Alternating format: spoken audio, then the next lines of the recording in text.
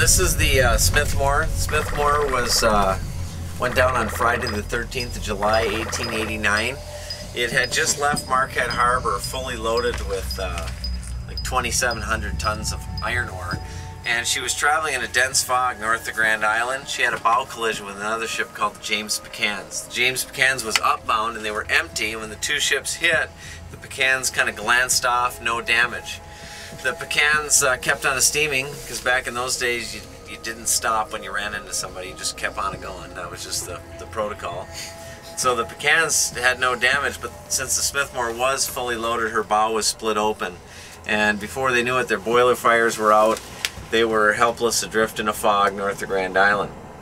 Well, another ship had been following the Smithmore since they left Marquette, a ship called the M.M. Drake, and they were following her wake trail. When you get dense fog out here, normally it accompanies glass-like conditions like this, and a trail of bubbles will stay on the water for hours. So what you did is you followed somebody else. That way if somebody was going to hit something, at least it was the guy going first.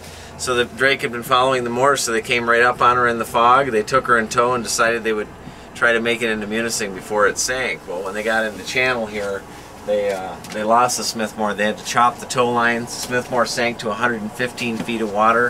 Her masts were still sticking up 15 feet out high and dry. Whoa. And already the next day there were paint scrapes on the masts because somebody else hit the masts on the way out the channel.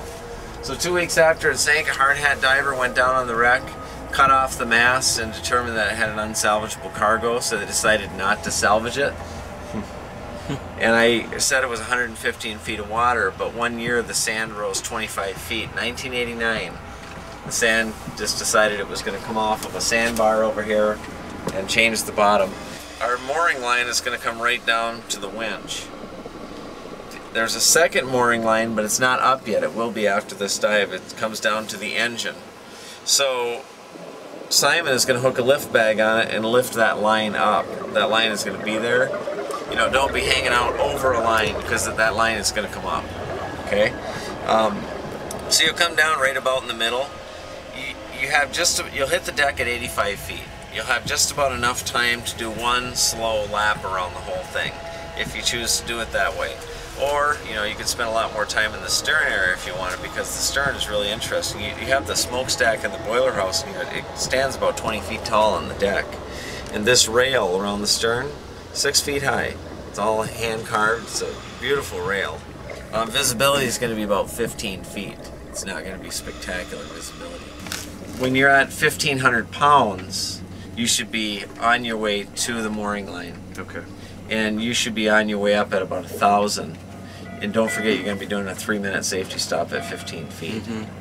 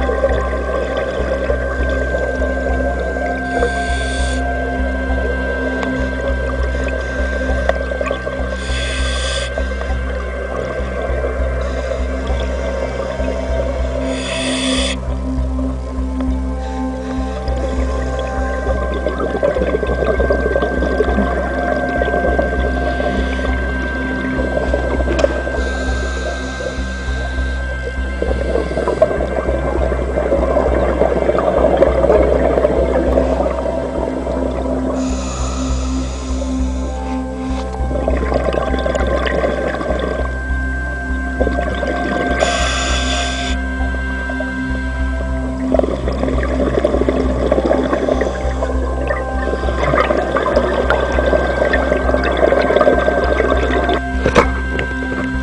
up, dude?